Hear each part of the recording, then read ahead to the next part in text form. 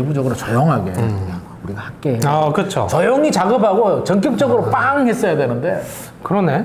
이걸 왜 어설프게 경고해가지고 이 경고가 먹힌다고 생각했나요? 그러면 이렇게 봐야 되겠다. 6279가 비슷한 패턴이 나오면 저는 안 된다고 봐요. 그냥 6억을 뭐 5억이나 4억으로 내린다? 이거 가지고 흐름 자체를 바꿀 수도 없고요. 사자마자 3억이 올랐어요. 이제 속으로 부글부글 끓어오르면서 아씨 나는 뭐 했지? 몸값이 계속 오르고 계시니까 이제 오늘이 마지막 방송일 수 있다. 그래서 오늘이 마지막 아니고요. 설명을 드리자면 추석 이후에 대한 시장 전망이 기자님들도 그렇고 시장의 수요층들도 그렇고 뭐 정부 어떻게 보면 정부 관계자도 그렇고 똑같지 않아? 집을 소유한 분이든 소유하지 않은 분이든 그런 분들 다 통틀어서 추석을 기점으로 항상 시장이 요동치긴 했습니다.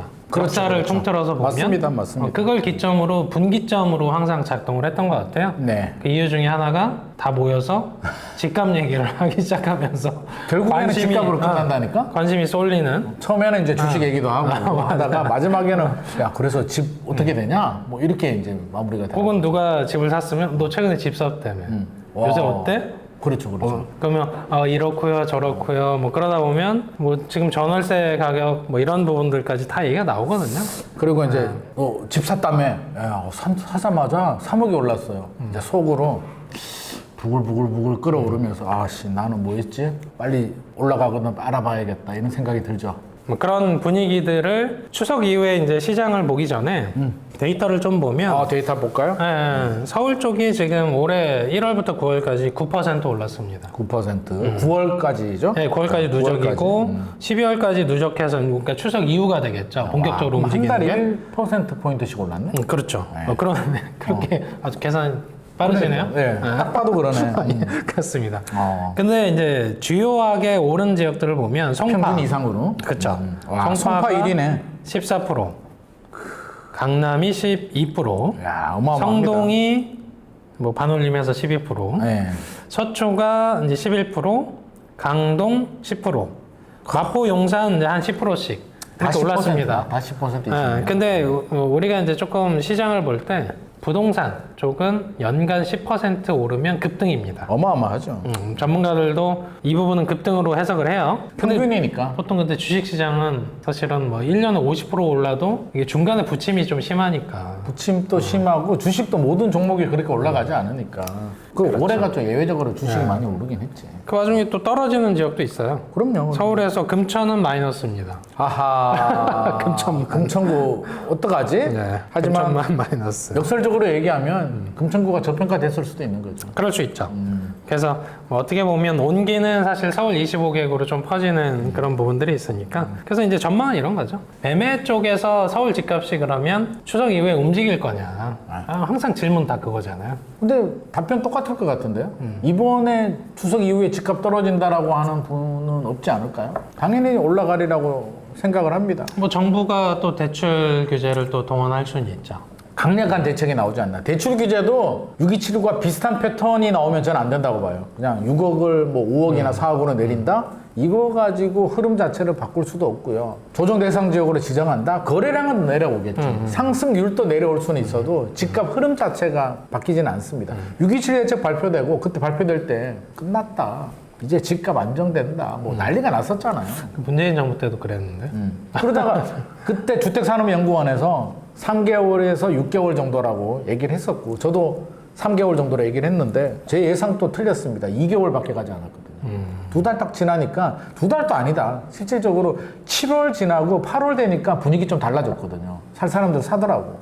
9월 되더니 완전히 180도로 바뀌었죠. 실질적으로 효과가 2달밖에 되지 않았고 97 공급 대책이 실제로는 실패? 약간 트리거가 된 느낌이 있어요. 97 공급 대책이 실패한 이유는 저는 두 가지로 봐요. 한 개는 너무 모호해. 135만 호 착공이라고 하니까 135만 호? 분당이 10만 호면 분당 13개가 가능해? 라는 공허한 느낌이 첫 번째의 실패라고 보여지고요. 두 번째는 그 내용을 보게 되면 그런 내용 들어갔잖아요. 국토교통부가 토지거래허가구역 지정 권한을 가지고 올 수 있다. 규제 지역의 LTV 50에서 40% 줄이겠다. 그러니까 공급 대책인데 오히려 거기에 더 집중하고 있다니까요? 그러니까 사람들은 딱 이러는 거지. 조정 대상 지역 지정하겠구나. 50에서 40%로 줄인대. 토지 거래가고요 정부가 지정하겠구나. 그러면 어떻게? 야 빨리 해야겠다. 서둘러자. 조만간에 정부가 규제를 하게 되면 토지 거래가 구역으로 지정되면 실거주해야 되잖아요. 예를 들어서 부산이나 광주나 대구에 계시는 자산가가 성동구나 마포나 강동구나 뭐 한강벨트 하나 살려고 했는데 야 조정 대상 지역 플러스 토지 거래가 구역 지정되면 내가 입주해야 되잖아 서울에. 입주하고 어떻게 살지? 지금 빨리 사자라고 해서 난리가 납니다. 그러면서 대책 발표되고 지금 급등하고 있는 게 저는 차라리 규제를 하려면 하든가 왜 어설픈 경고를 해가지고 추석 전에? 이미 늦었지. 이미 늦지 않았을까요? 왜? 토지거래가 구역은 아직까지 권한을 못 가져왔으니까 네. 이런 건 사실 구출 공급 대책에 포함시키는 게 아니라 내부적으로 조용하게 그냥 우리가 할게. 그렇죠. 조용히 작업하고 전격적으로 빵 했어야 되는데 그러네. 이걸 왜 어설프게 경고해가지고 이 경고가 먹힌다고 생각했나요? 그러면 이렇게 봐야 되겠다. 서울시에 대한 관점이니까 네. 사실 서울시와 좀 협의가 좀 애매모호하게 좀 되고 있다 이렇게 해석을 해야 되겠죠. 근데 서울시는 안 한다고 했으니까 또 오세훈 서울시장이 토지 거래가구요 확대 지정 생각 없다라고 지금 밝혀버렸기 때문에 오세훈 서울시장은 한 번 당했잖아. 2월에 토지 거래가구요 풀고 3월에 묶으면서 엄청난 데미지를 받았기 때문에 토자에도 꺼내고 싶지 않을까요? 나 토자도 싫어. 니들이 알아서 해. 뭐 이런 분위기 같은데. 맞아요. 그래서 우리가 그 추석을 기점으로 항상 생각하는 건 추석 전까지는 어떻게 보면 조금 계량화된 숫자가 조금 지배하는 그런 시기였다면 대책도 이제 유효하게 작동하고 근데 이 추석이 지나면 심리가 작동하는 게 좀 더 큽니다. 맞아요. 약간 비이성적인 이성이 지배하는 건 추석 전이었고 추석 이후는 비이성이 지배, 동물적 본능. 이제 감성이 이제. 그렇죠. 그러니까 이건 수치로도 어떻게 해결이 안 되는 문제들이 있는데 그게 이제 가족과 만난 이후에 폭발한다. 라는 이제 느낌이 있는 거예요. 친구가 집 샀는데 9월에 3억 올랐대. 그럼 이제 뭐 이성에 끊어놓는 거지. 나도 빨리 사야지. 그래서 지금 이제 경기권에서도 한번 보시면 과천은 이미 뜨겁습니다. 11% 올랐고요. 나머지 이제 뭐 성남, 안양, 하남, 뭐 용인, 의왕, 광명 이런 데들이 한 2에서 한 5% 누적돼 있습니다. 서울에 비하면 그래도 뭐 아직은 덜 오르긴 했어요. 분당구는 뭐 서울 뛰어넘었을걸요. 부동산원 통계 보더라도 와 이게 진짜 이게 뭐 정부 입장에서는 꼬이려면 꼬이는 게 성남시가 뭐 일기 신도시 재건축 호재도 있고 판교도 그런데 이번에 군 비행장 고도 제한 맞아요. 풀리면서 야탑동하고 분당 임해동이 또 막 그 자리에서 3억 오르고 이러더만. 그러니까 엎친 데 덮친 격으로. 근데 좀 너무 이렇게 군중 심리가 너무 쏠리고 막 이런 것들이 좀 최근 들어서 좀 심해졌어요. 불안하니까. 저는 모든 게 이게 불안심이라고 생각하거든요. 굳이 사지 않아도 되는 사람들, 지금까지 잘 살았던 사람들이 갑자기 막 밤에 잠이 안 오고 불안증을 호소하거든요. 왜? 최근에 제가 만난 분들 특징이 뭐냐면 아예 돈 없는 사람들은 상담 신청도 안 해요. 어차피 못 사니까. 어차피 DSR 때문에 안 되죠. 어차피 안 되니까. 10억에서 현금 30억 정도 가진 사람들이 불안해서 미칩니다.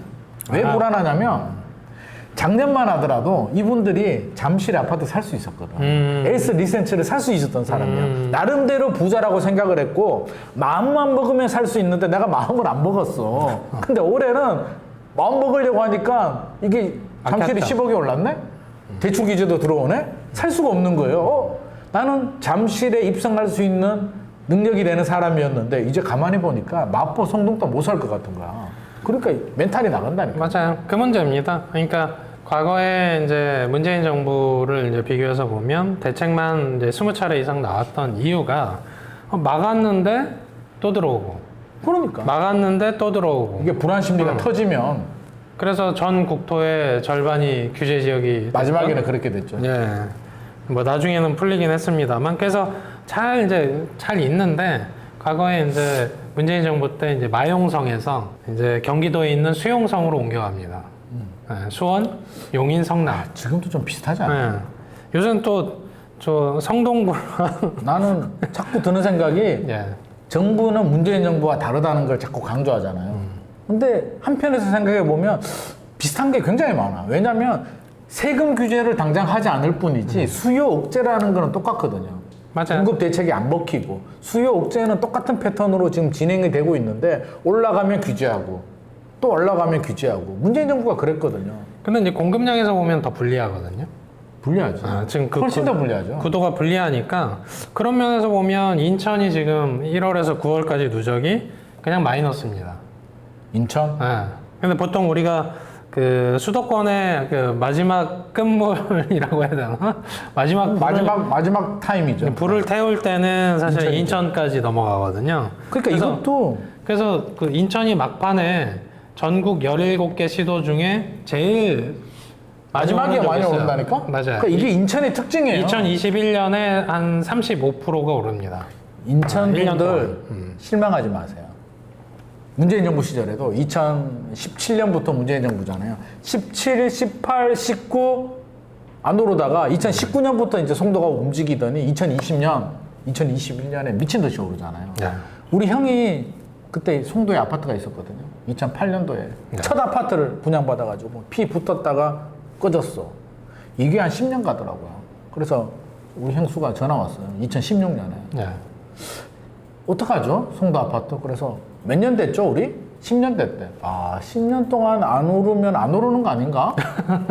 정리해야 될 것 같아요. 라고 해서 정리하자마자 한 2년 지나니까 폭등하더만. 그러면 잘못 얘기하신 거잖아요. 그러니까. 그래서, 아니, 보통 10년이면 충분히 기다렸다고 생각했는데. 자, 이제 여기서 저희가 볼 건 전문가도 실수를 한다. 가끔 틀린 얘기를 한다. 인천이 마지막에 불꽃을 튀더라는 거죠. 그러면 올해 안 오르는 게 정상이라는 거죠. 어떻게 보면. 왜? 올해는 아니 그러면 강남상도 오르고 형수님의 비난을 많이 받으셨을 것 같은데 그때 입을 꼭 다물고 있겠죠. 속으로 부글부글 하겠죠. 뭐 어떻게 해. 예. 그래서 인천은 그러니까 이게 흐름이 지극히 정상적이다. 강남 먼저 올라갔죠. 마용성 한강벨트 올라가죠. 그 다음에 확산되죠. 규제하면 확산되죠. 마지막에 인천이 아마도 2, 3년 후? 요즘 반응 속도가 빠르면 1, 2년 후에 인천이 올라갈 수도 있죠. 자, 우리가 이제 매매를 얘기했고 수도권이 규제 지역이니까 수도권 중심으로 보시고요. 아무래도 지방 쪽은 아직 좀 먼 얘기입니다. 이런 옹기 퍼지는 게 수도권에서도 잘 안 퍼지니까. 지방도 이제 네. 지방 나름대로의 특징이 있고 지역별로도 편차가 있고 네. 또 부산 또 해운대 광안리 일부 지역들은 움직이는데 나머지는 또 그렇지 않더라고요. 양극화입니다. 양극화. 그러니까 지역 내에서도 지금 굉장히 갈리고 있고요. 모든 게 양극화입니다. 네, 근데 이제 우리가 그 양극화가 아닌 게 있어요. 뭐가?